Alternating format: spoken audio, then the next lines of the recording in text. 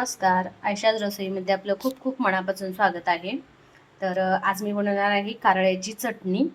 तर त्यासाठी बघा मी कारळे घेतलेले आहेत. एक वाटी, एक छोटी वाटी कारळे घेतलेले आहेत.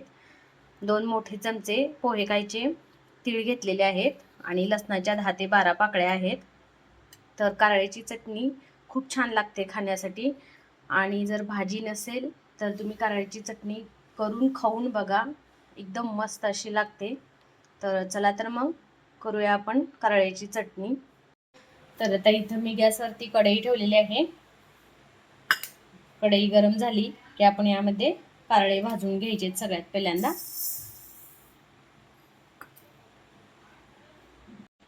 तर मी इथं कारळे भाजून घेणार आहे बघा. आता कारळे भाजत असतानाच आपल्याला त्यामध्ये हे जे तीळ घेतले होते 2 मोठे चमचे ते तीळ पण टाकायचे आणि आपल्याला तीळ पण भाजून घ्यायचे त्यासोबतच.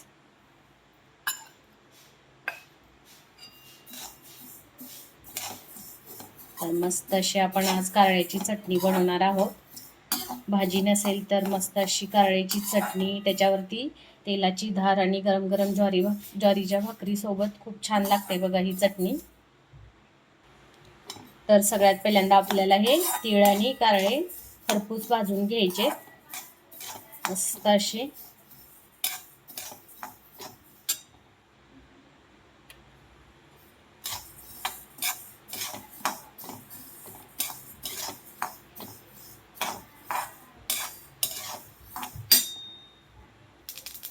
तर इथं कारळे आणि तीळ असं भाजत असताना चटचट आवाज येतोय बघा.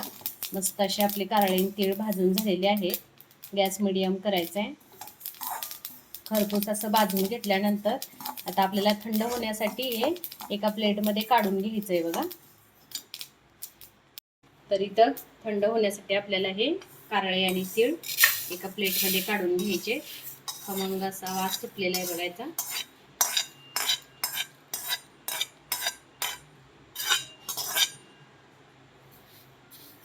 पूर्णपणे थंड होऊन द्यायचं आहे.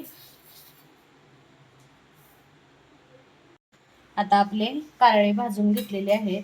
तर आता आपण लसूण थोडासा भाजून घेणार आहे बघा. 10 ते 12 पाकळ्या मी घेतलेल्या आहेत लसणाच्या. अगदी थोडासाच भाजून घ्यायचा आहे, जास्त नाही.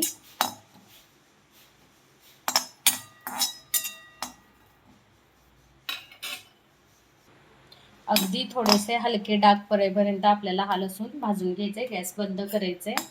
आता हा लसूण पण आपल्याला थंड करून घ्यायचा आहे.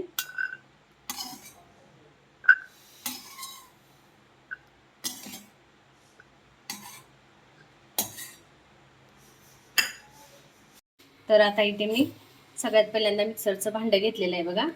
तर आपलं तीळ आणि हे कारळे थंड झालेले आहेत. आता आपल्याला हे मिक्सरच्या भांड्यामध्ये काढून घ्यायचे.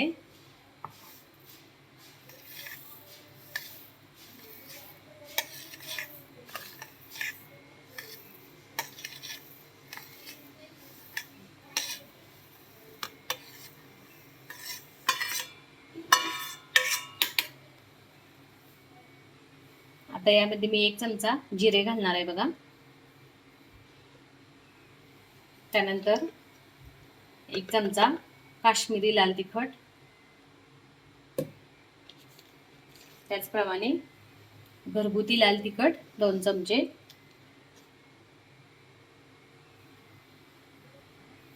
लसूण पाकळ्या,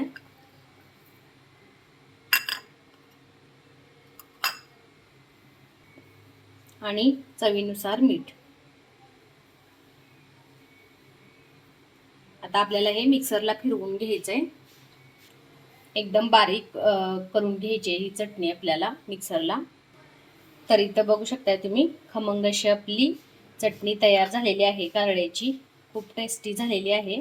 या पद्धतीने तुम्ही पण अशी करून बघा चटणी. अगदी मस्तच लागते.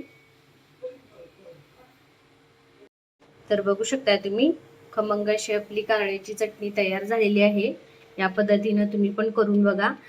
तुम्हाला जर मिक्सरमधली चटणी आवडत नसेल तर तुम्ही खलबत्त्यामध्ये पण करू शकता. तर खूप छान लागते ही कारळ्याची चटणी. नक्की करून बघा. आणि माझी ही रेसिपी तुम्हाला आवडली असेल तर नक्की व्हिडिओला लाईक, शेअर, कमेंट्स करा. आणि माझ्या यूट्यूब चॅनलला सबस्क्राईब करा, सोबतच बेल आयकॉनवरती प्रेस करा, म्हणजे माझ्या नवनवीन रेसिपीज आणि नवनवीन व्हिडिओज जे अपलोड केलेले असतात ते तुम्हाला पाहायला मिळतील. थँक्यू.